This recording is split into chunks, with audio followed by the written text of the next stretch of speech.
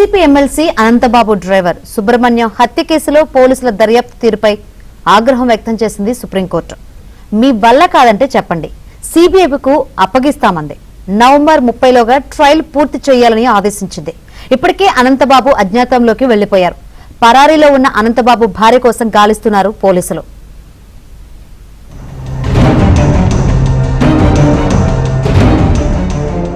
YCP MLC Anantha Babu driver Subrahmanyam హత్య కేసుపై సుప్రీంకోర్టులో విచారణ జరిగింది. ఈ కేసు దర్యాప్తులో పోలీసుల నిర్లక్ష్యంపై న్యాయస్థానం ఆగ్రహం వ్యక్తం చేసింది. మీ వల్ల కాదంటే చెప్పండి, సిబిఐకు అప్పగిస్తామంది. గత వైసీపీ ప్రభుత్వంలో ఉన్న అనంతబాబుతో పోలీసులు కుమ్మక్కయ్యారని వ్యాఖ్యానించింది. డిఫాల్ట్ బెయిల్ వచ్చేలా ఛార్జిషీట్ దాఖలు చేశారని న్యాయస్థానం తెలిపింది. తప్పు చేసిన పోలీసులపై ప్రస్తుత ప్రభుత్వం ఎందుకు చర్యలు తీసుకోలేదని ప్రశ్నించింది. డీజీపీ, ఎస్పీలు ఏం చేస్తున్నారని నిలదీసింది. పోలీసులు నిందితుడితో ఇప్పటికీ చెట్టాపట్టాలేసుకుని తిరుగుతున్నట్లు కనిపిస్తోందని సుప్రీంకోర్టు ధర్మాసనం వ్యాఖ్యానించింది.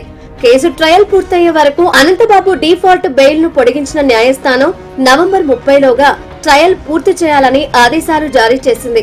అలాగే ఈ కేసులో జోక్యం చేసుకుని ఎలాంటి అడ్డంకులు రాకుండా చూడాలని ఏపీ హైకోర్టుకు సుప్రీం ధర్మాసనం సూచించింది. వేగంగా ట్రయల్ పూర్తి చేసేందుకు చర్యలు తీసుకోవాలని హైకోర్టుకు ఉన్నత న్యాయస్థానం పలు మార్గదర్శకాలు ఇచ్చింది. ఇప్పటికే వైసీపీ ఎమ్మెల్సీ అనంతబాబు అజ్ఞాతంలోకి వెళ్లారు. డ్రైవర్ హత్య కేసులో అనంతబాబు భార్యపై సిట్ ఛార్జిషీటు దాఖలు చేసింది. దీంతో గన్మెన్లు, వ్యక్తిగత సిబ్బంది లేకుండా మండలి నుంచి అనంతబాబు హుటాహుటినా వెళ్లిపోయారు. ఇప్పటికే ఆయన భార్య అనంతలక్ష్మి దుర్గ కోసం పోలీసులు గాలిస్తున్నారు. డ్రైవర్ సుబ్రహ్మణ్యం హత్య కేసులో అనంతబాబు, ఆయన భార్య కూడా ఉన్నారని సిట్ తేల్చింది. హత్యకు ప్రేరేపించడమే కాకుండా ఈ నేరంలో అనంతబాబుకు అన్ని విధాలా ఆమె సహకరించారని సిట్ నిర్ధారించింది. వైసీపీ హయాంలో డ్రైవర్ సుబ్రహ్మణ్యం హత్య కేసును పోలీసులు నీరుగార్చే ప్రయత్నం చేశారు. కూటమి ప్రభుత్వం అధికారంలోకి వచ్చాక ఈ కేసు విచారణ వేగవంతమైంది. హత్యలో అనంతబాబు భార్య పాత్ర ఉన్నట్లు ఆధారాలను పోలీసులు సేకరించారు. భార్యాభర్తలిద్దరూ పథకం ప్రకారమే సుబ్రహ్మణ్యంను హత్య చేశారని సిట్ తేల్చింది.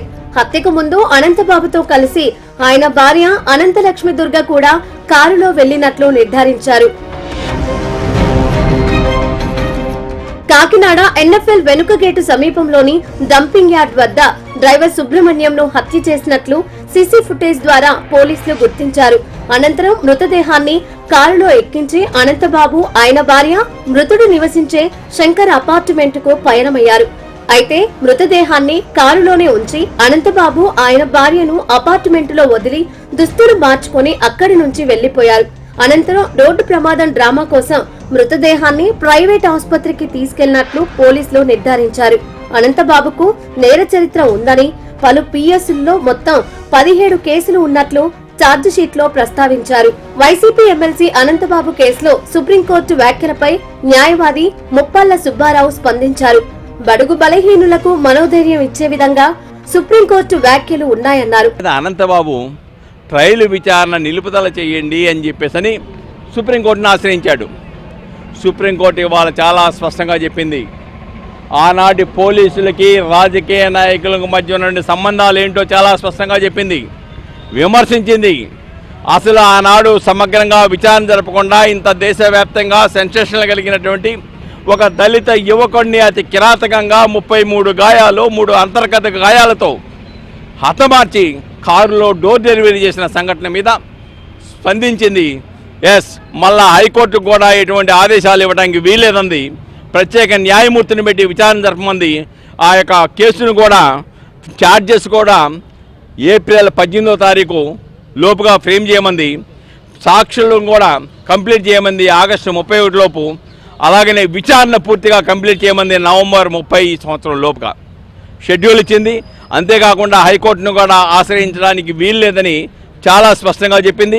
విచారణను చాలా సీనియర్ న్యాయ అధికారికి అప్పగించాలని ఏపీ హైకోర్టు ప్రధాన న్యాయమూర్తిని సుప్రీంకోర్టు అభ్యర్థించింది.